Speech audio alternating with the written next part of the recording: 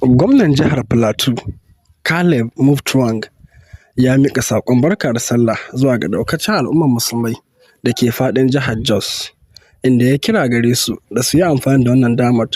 domin ƙara tabbatar da haɗin kai da kuma zaman lafiya a jihar ta Plateau. Supposed to remind us of the virtues of sacrifice and total submission to the will of God Almighty. As we celebrate this event, I encourage all of us to devote time to reflect on the values of love, charity, and selflessness, and work towards building a more united and peaceful Plateau state. The 2023 Eid al-Kabir celebration is of particular great significance to us as a people because it affords us the opportunity to invoke God's blessings on our leaders as they strive to provide us with the qualitative leadership we desire.